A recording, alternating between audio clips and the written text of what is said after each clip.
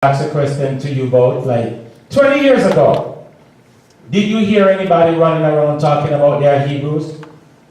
Our Hebrew Israelites? 20 years ago. No.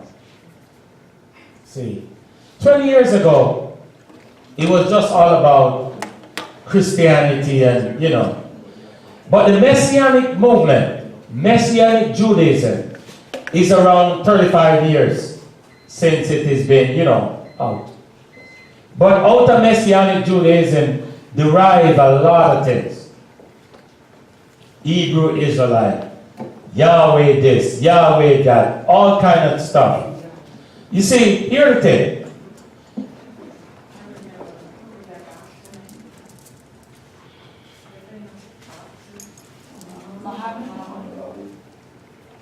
Muhammad Ali?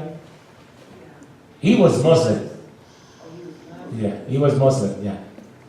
Yeah, he was Muslim. Yeah, he was Muslim. Right in 45, no. I want a section where he gave Benjamin more clothes than the others. And on 45? Okay. Okay. All right. A little bit about Yaakov, but let's get into that part first. I have to go back, but I want to get into that part for a little bit.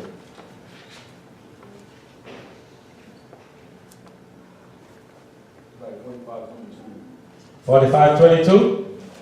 Yes, thank you very much. But let's go from 21. Yes.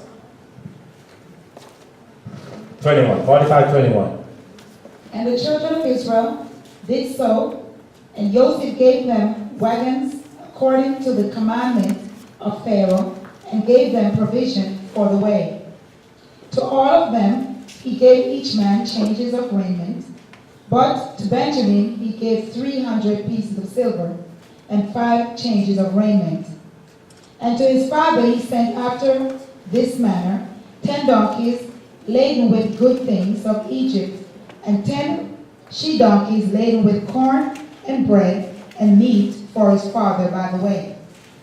So he sent his brethren away, and they departed, and he said unto them, See that you fall not out by the way.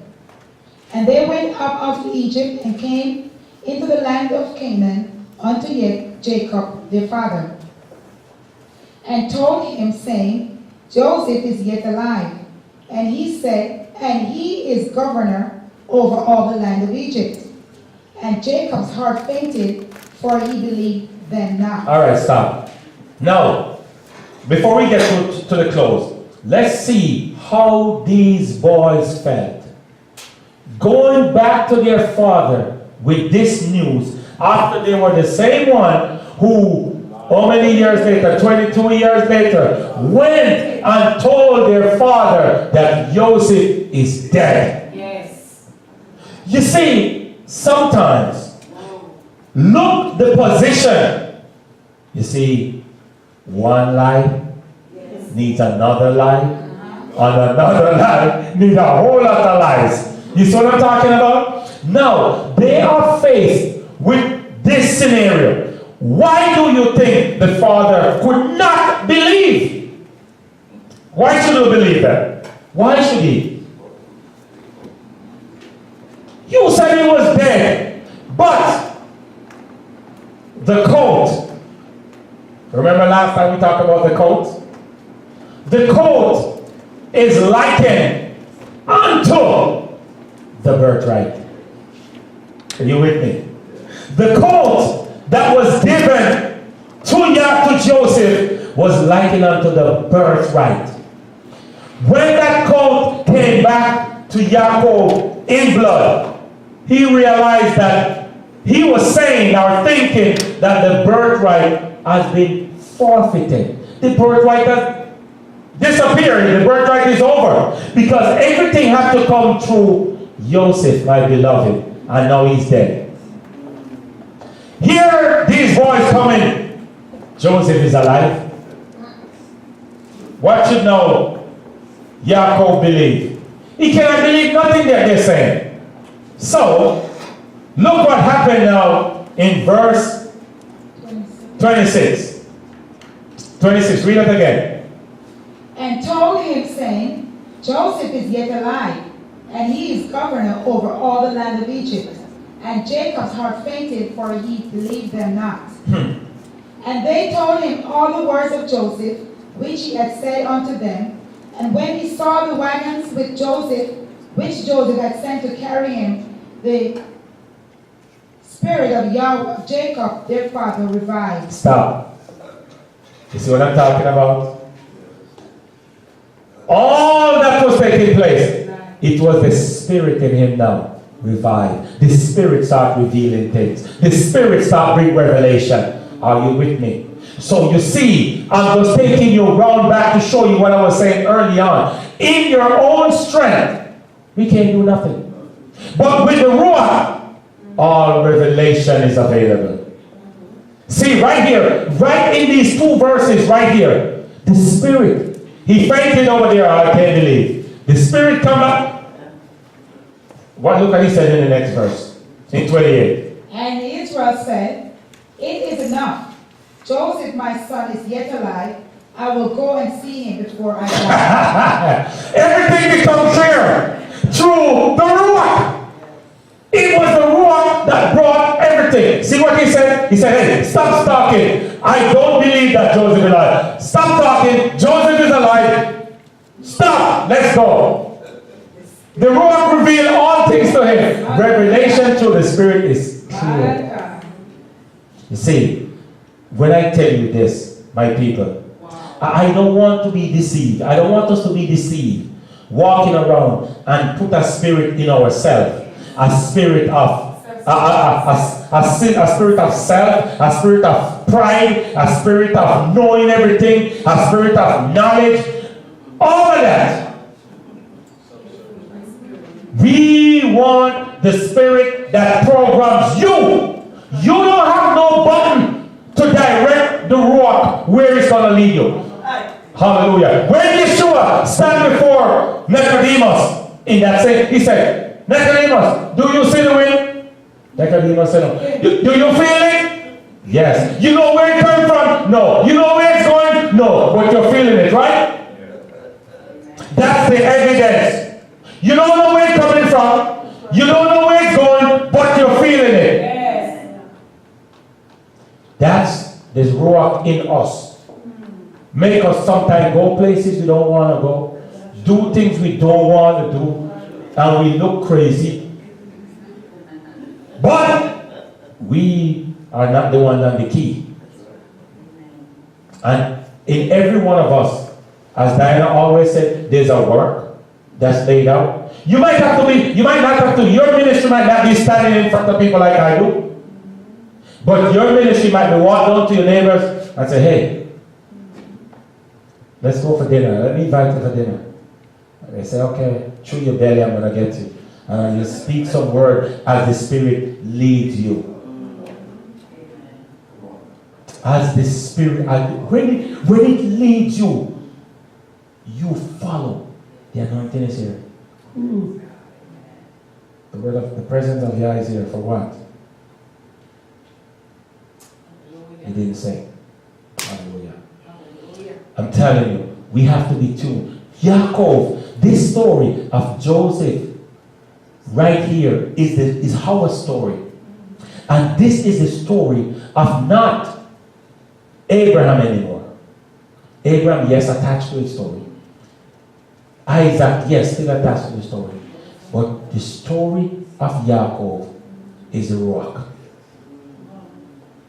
Remember, you have people who believe in the Torah.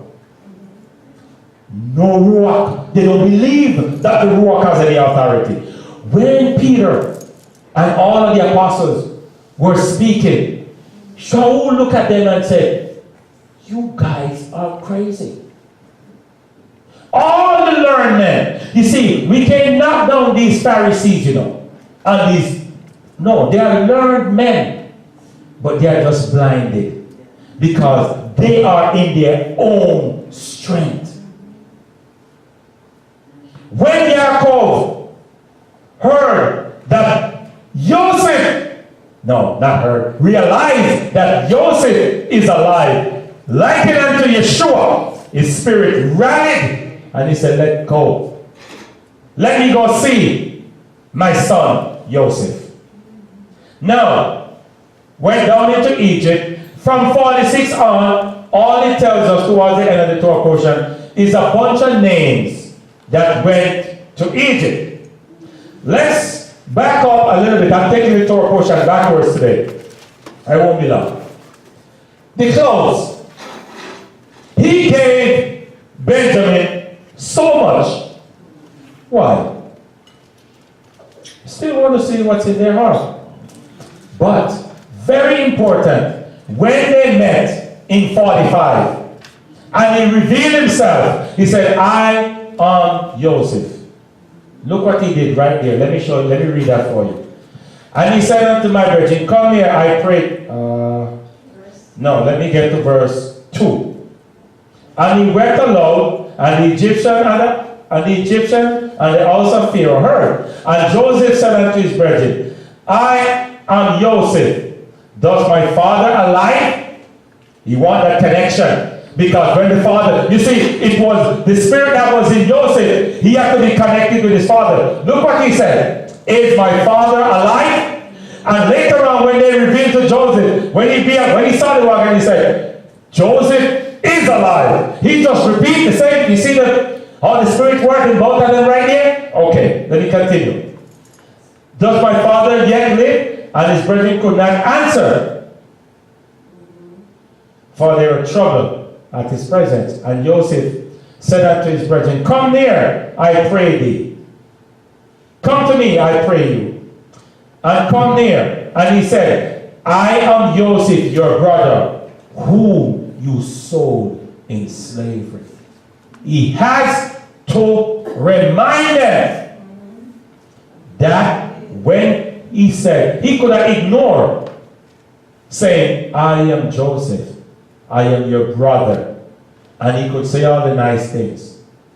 But he have to give them one more. That's the last time he's putting that stuff in that mold.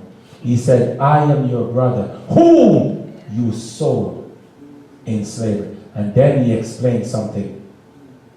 And said, don't worry now, I forgive you because of what Yah has done, because you thought you were doing it, but no. God had his own plans. So let me share a few things with you that I personally believe is a very good little note. You know, you guys never see this book. You notice you start seeing this book now? This is my old book. And this is the disease of the spirit. Because the spirit has a disease. And when there is a disease, when you see all these orange trees, you notice most of the oranges in Florida is dying now. They have a disease. Dying slowly, you know. They have a disease. And let me show you a few things that you could know. First, if you have a spirit, or if you have the ruach, and then the disease that will come upon it. Because first there was a perfect orange tree, and all of a sudden the disease comes. So we who have the ruach, this is what we have to be aware of. Whenever you start finding these things, the disease is attacking you. Separation from God and his word. Anytime you hear people say, I don't have to go to church anymore, I don't have to assemble with nobody, that's a disease of the spirit. You can't be an island by yourself. Listen what he says. Separation from God and his word. Disease is attacking your spirit. His person and his love.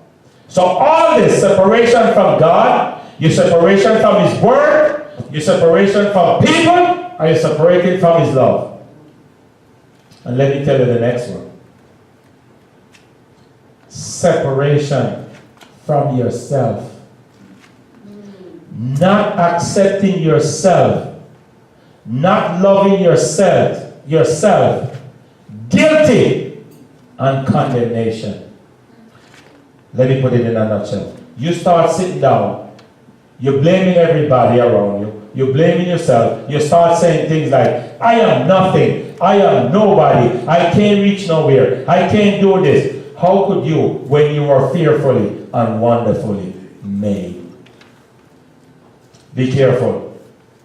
Separation from others.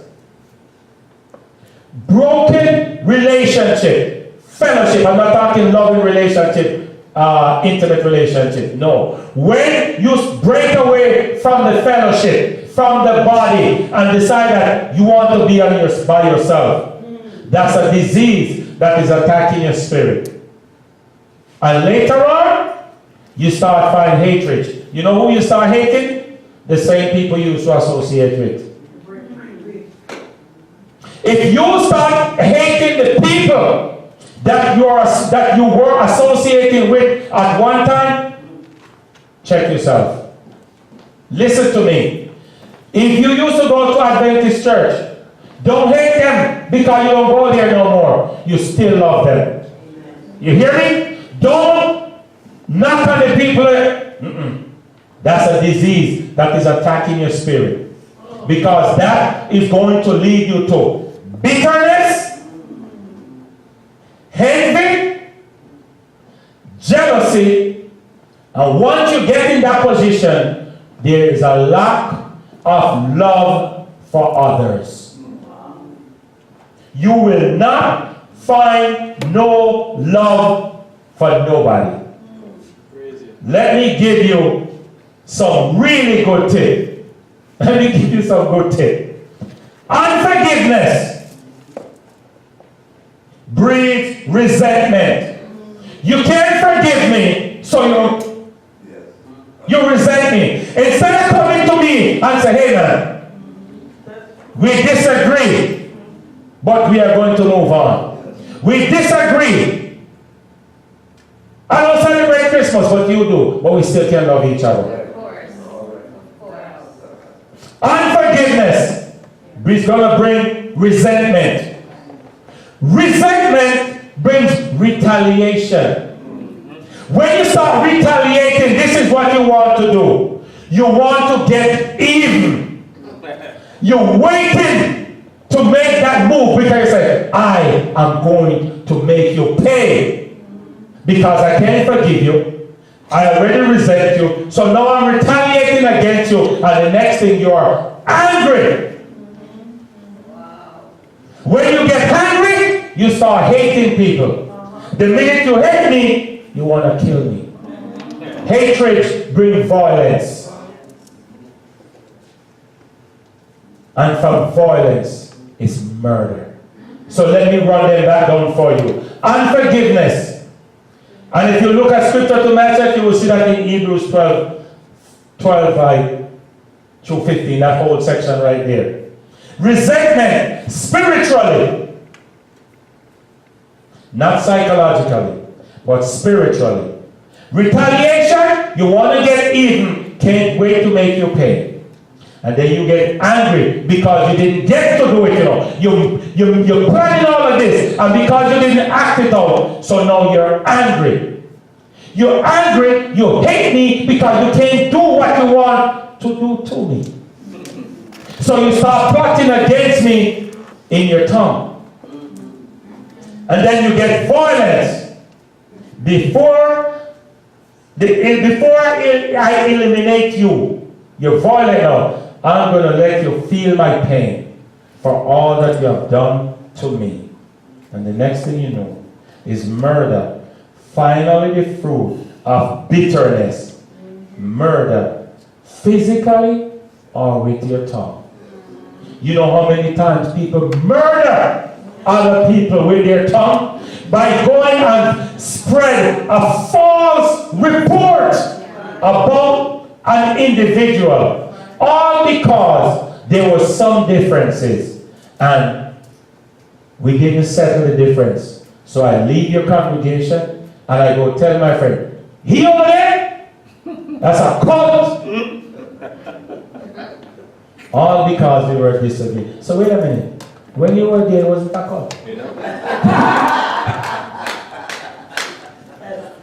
So wait a minute. You were a part of this cult. Maybe you're still a cult, that's why you're not there. Maybe you become the culprit. That's the right term. That's why you leave, because you're a culprit. Culprit. Pronounce it for me, mommy. I said, pronounce it for me. I didn't pronounce it correctly? Culprit.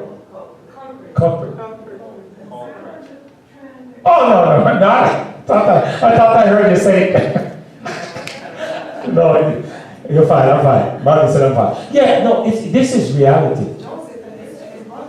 It's the same picture on picture. That's why I bring up my old book today. Joseph saying, they come in, they resent their brother because of the birthright. You see, we call it a coat. It's bigger than a coat. It's a birthright.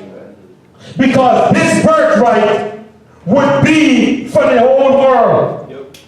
A coat of every color. I don't even call it Joseph coat of many colors anymore. Joseph coat of every colors. Yes. So they resent him. They couldn't stand him. So what they did, I'm taking it. You see I'm putting it right back to Joseph? They saw him coming. They already hated him. They said, okay, we got a plot for him. We're going to kill him. They finally did not kill him because Reuben spoke up. Reuben said, we cannot afford to let this blood be upon our hands. Despite the fact that of what he did, there was some wisdom still in him. Amen? There was some wisdom still in Reuben, despite the fact that we know who he was. He said, no, we can't do this. So finally, Judah said, let's sell it. And until today, don't mess with Judah and the money. Judah loved the money. Judah loved the money. So they finally plopped, sold it. Joseph was stand before them. I am Joseph who you sold. I know when they heard that, everything in them. When was the last time you told a false story about somebody, and then you have to go right in the presence of everybody, knowing that, Abba, I told you something, a lying story about Mike, thinking that me and you will never be in the presence of Mike again. And knowing that we are all in the same place now. How do I feel, man? And you looking at me and say, but, I thought Mike is a nice guy. And all that stuff that you told me about Mike, man, and you saying this in front of Mike, man. I just imagine what these boys are thinking. Like, go find the song for us now, please.